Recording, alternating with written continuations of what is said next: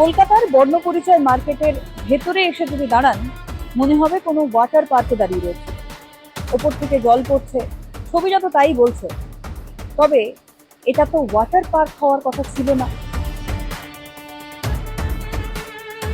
এখানে বৃষ্টি পড়ার জন্য পুরো দেওয়াল শোক করে জল দাঁড়িয়ে গেছে এবং সেই জল থেকে যে কোনো সময় এই ইলেকট্রিক লাইনের জন্য শর্ট সার্কিট হতে পারে। 2006 থেকে 7-এর মধ্যে কাজ শুরু হয়। মল নির্মাণের দায়িত্বে কারা কারা? কলকাতা পৌরসভা আর Bengal shelter housing development limited, এই প্রমোটিং সংস্থা। এদের যৌথ উদ্যোগে যখন এই মলটা তৈরি হওয়া শুরু হলো, কিছুদিন কাজ হওয়ার পর একাধিক অভিযোগ উঠলো। এইটা দেখুন এখন ওই সময় কি মেটেরিয়াল ছিল, কি ছিল, তারপরে একটা রক্ষণাবেক্ষণের অভাবে যত দিন গেছে তত আস্তে আস্তে জিনিসটা খারাপ হতে শুরু করেছে।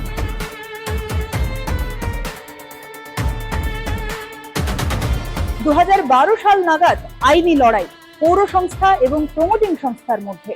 এই দুই আইনি লড়াই, তারপরে একাধিক অভিযোগ ওঠে যে প্রমোটিং সংস্থার মধ্যে আর্থিক তছরূপের অভিযোগ ওঠে, দুর্নীতির অভিযোগ ওঠে। তারপর বন্ধ হয়ে যায় এই মার্কেটের কাজ। কর্পোরেশন এবং বেঙ্গল শেল্টার দুজনেরই ভূমিকার ক্ষেত্রে বলবো যে ল্যাক হয়ে আছে, উদাসীনতার জন্য পুরো মার্কেট একটা ভঙ্গুর অবস্থায় পড়ে রয়েছে। এই যে এত বড় মার্কেট তৈরি হয়েছে, এত ব্যবসায়ী এখানে ব্যবসা করছেন, তাদের নিরাপত্তার বিন্দু মাত্র ব্যবস্থা নেই।